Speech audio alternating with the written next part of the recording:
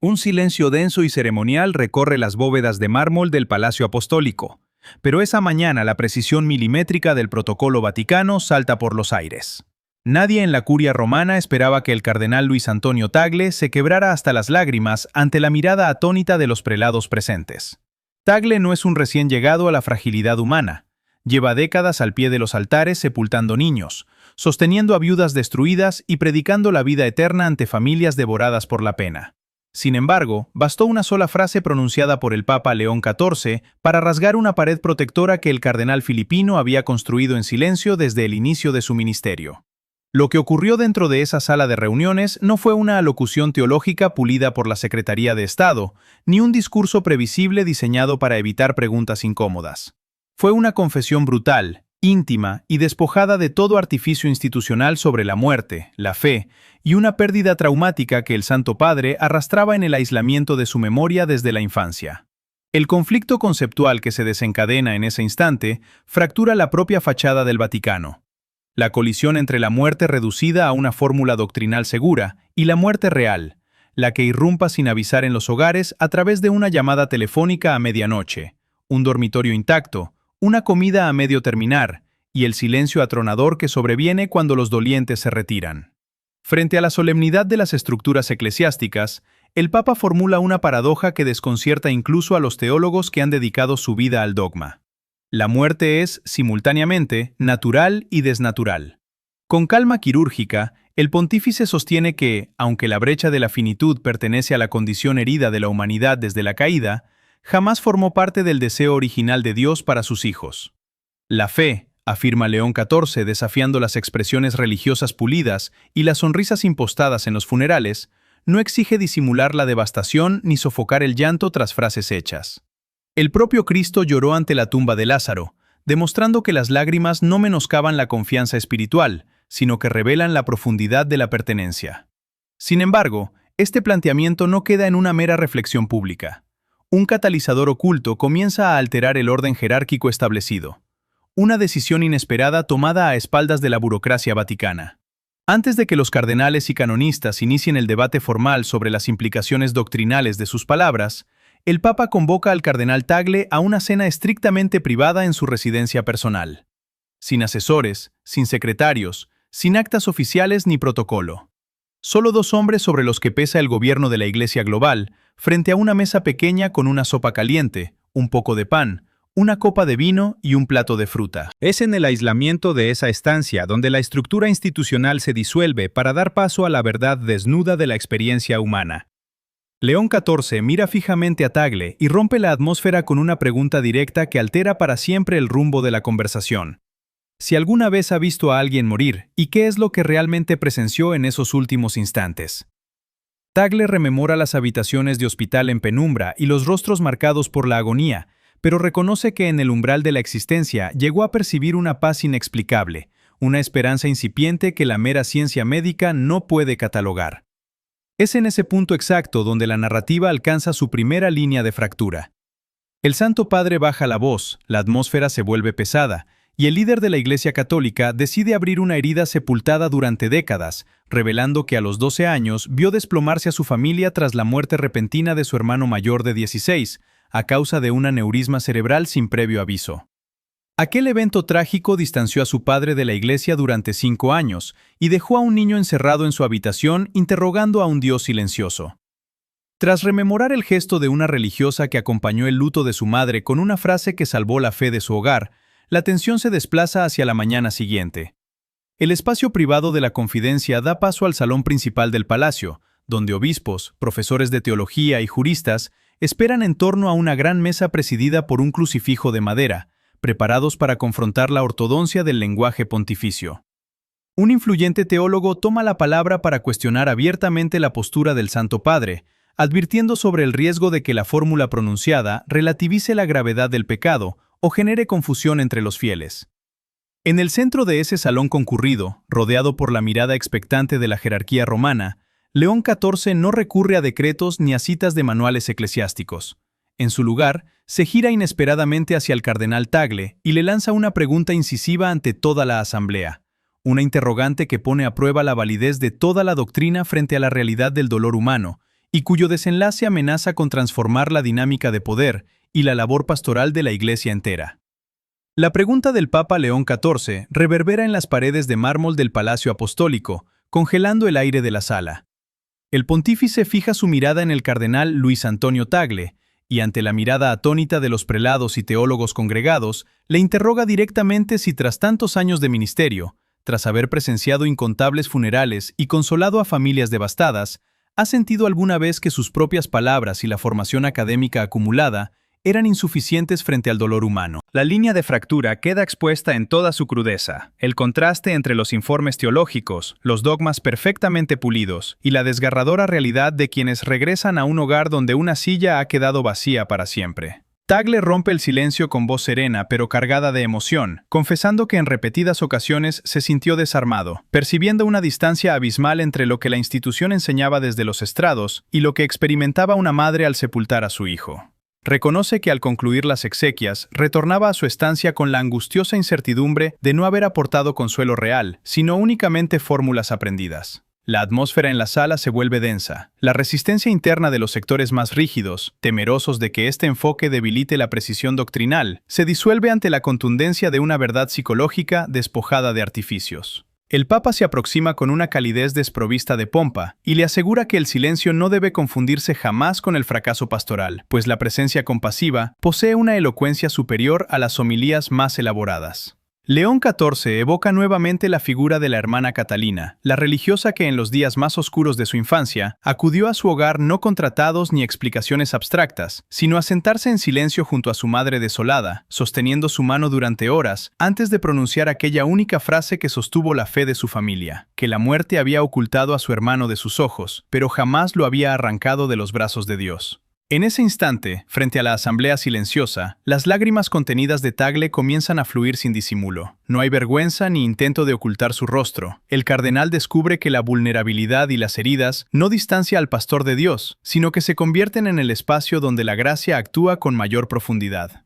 El diálogo en la sala trasciende el debate conceptual para transformarse en un encuentro espiritual comunitario. Un anciano cardenal europeo, conmovido hasta las lágrimas, confiesa que tras más de medio siglo de ordenación, comprende finalmente que su misión no consistía en brindar respuestas prefabricadas, sino en caminar junto a los que sufren mientras buscan a Dios en la penumbra. Un obispo africano añade su testimonio sobre las comunidades devastadas por la guerra, donde las palabras resultaban vanas y solo el acompañamiento físico lograba reflejar la cercanía divina. León XIV reafirma que la Iglesia no está llamada a ofrecer consuelos superficiales, ni a exigir que los dolientes repriman su pena, sino a descender al valle del luto para recordar que la última palabra no pertenece a la tumba. Acto seguido, el Santo Padre invita a los presentes a despojarse de rangos y prerrogativas. Los documentos teológicos quedan cerrados sobre la mesa, y todos los dignatarios se arrodillan juntos sobre el suelo de mármol frío para orar en silencio ante el crucifijo. Al salir del palacio hacia la luz tenue de Roma, Tagle comprende que su ministerio ha cambiado de manera irreversible. Días más tarde, la prueba real de esa transformación se traslada fuera de las paredes vaticanas, al escenario cotidiano de un hospital donde un anciano muy querido por su parroquia agoniza rodeado de familiares exhaustos. Tagle se acerca a la cama, toma la mano del moribundo y permanece a su lado en silencio, renunciando a pronunciar un sermón apresurado. Cuando el anciano le susurra con voz débil si Dios aún puede perdonar sus errores, el cardenal no responde con argumentos jurídicos, sino asegurándole que el amor divino nunca ha dejado de sostenerlo. Una paz profunda invade la estancia. Al retirarse, el hijo del enfermo le agradece no por haber resuelto cada interrogante, sino por haberles recordado que no estaban solos. El aprendizaje se consolida semanas después al escuchar a una viuda en un templo vacío y al orientar a un sacerdote joven atemorizado por su propia impotencia ante la muerte, confirmándoles a ambos que cuando las palabras humanas se agotan, la presencia amorosa se convierte en la única respuesta capaz de devolver la esperanza al corazón herido. La conversación privada mantenida tras las puertas cerradas del Palacio Apostólico no tardó en expandirse de manera subterránea por las galerías y despachos de la curia romana.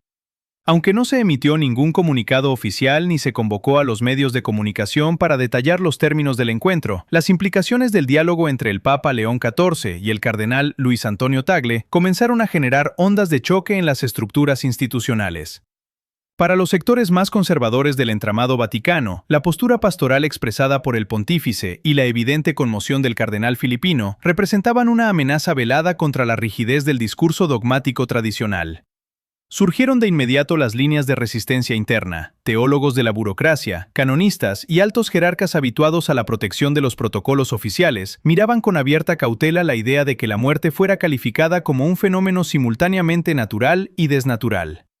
Se inició así un intento silencioso por parte de los mecanismos administrativos para suavizar la gravedad del mensaje, sugiriendo que las palabras del Papa habían sido fruto de una emoción pasajera o que debían redactarse matices interpretativos en los documentos eclesiásticos para evitar que los fieles malinterpretaran la doctrina sobre el luto y el dolor. Sin embargo, la determinación de la figura central no cedió ante la presión de la maquinaria institucional. León XIV se mantuvo inquebrantable en su convicción de que la verdad evangélica no podía seguir parapetándose tras fórmulas teológicas frías que ignoraban la herida abierta de quienes sufren una pérdida. Respaldado por la crudeza de su propia historia familiar y por la experiencia compartida con Tagle durante aquella cena frugal en su residencia, el pontífice rechazó categóricamente cualquier intento de disfrazar la realidad del sufrimiento humano con un barniz de triunfalismo religioso.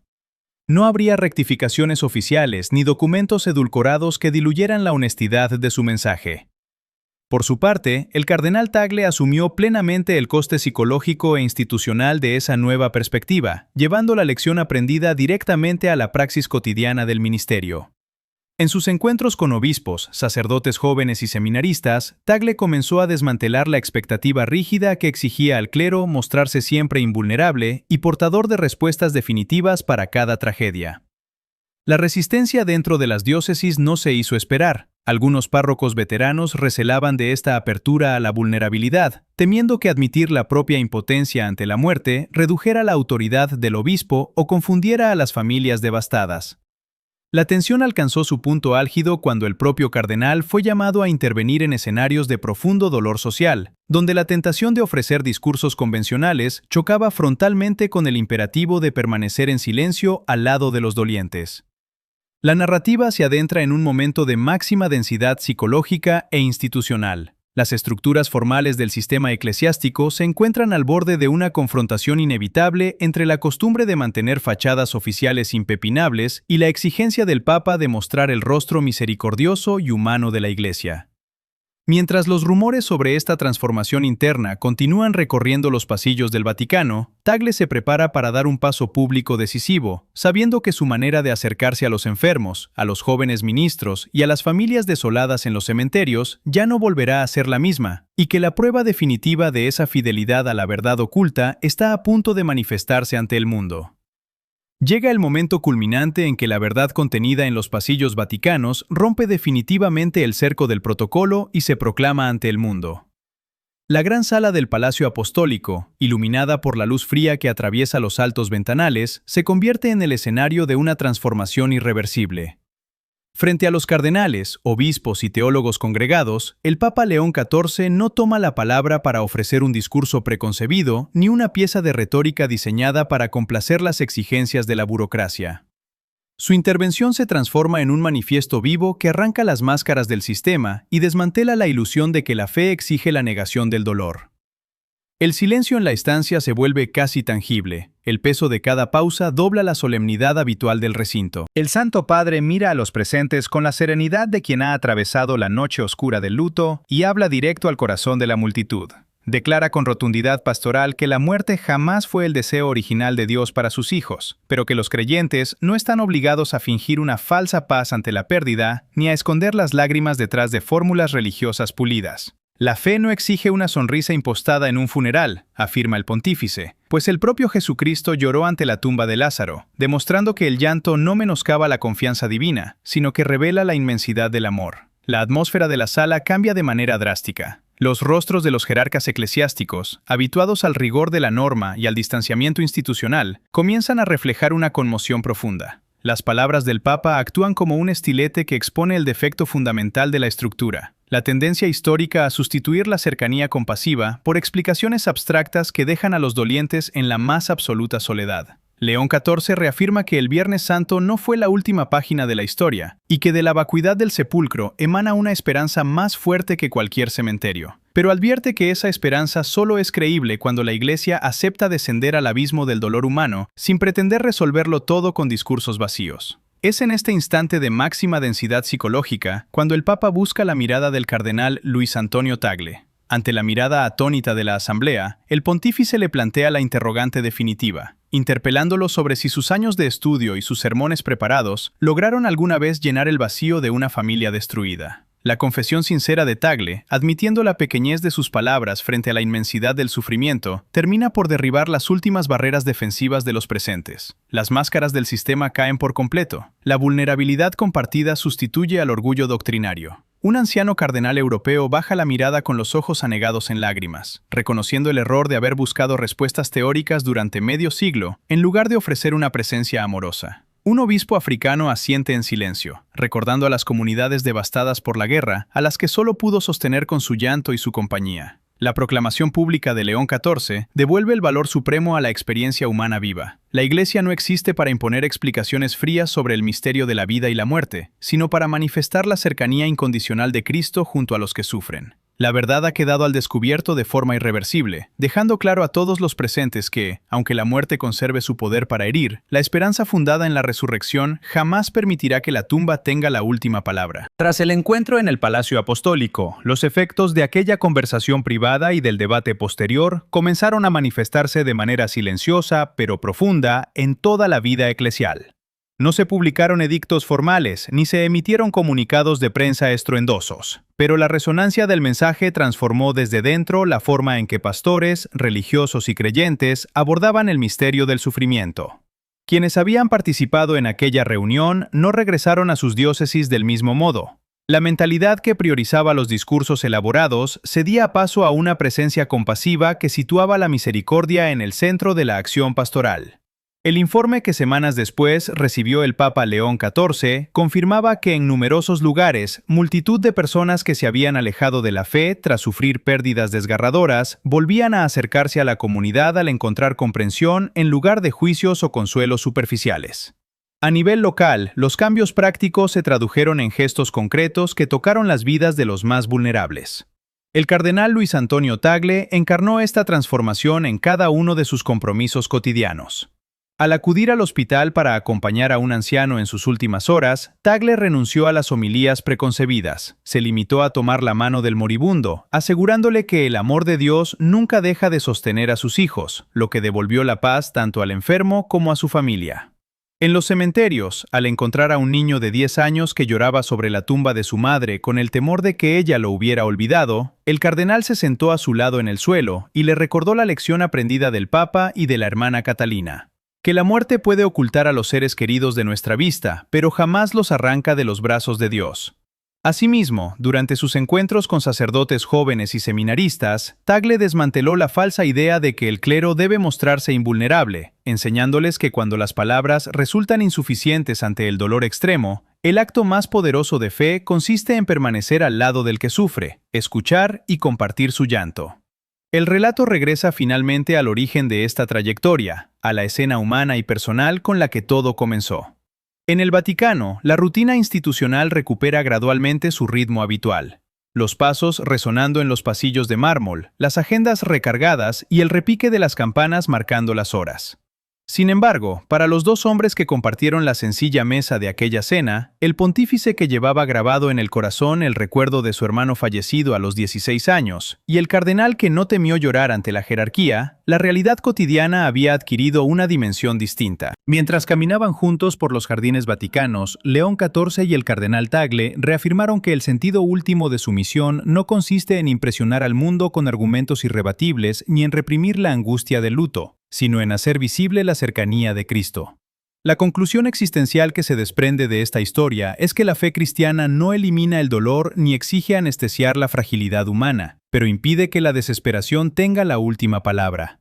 Las lágrimas siguen cayendo y la ausencia física de quienes amamos continúa doliendo en la mesa familiar, pero la certeza fundada en la resurrección transforma el abismo de la tumba en un umbral de esperanza, recordando a la humanidad que el amor divino es eternamente más fuerte que la muerte.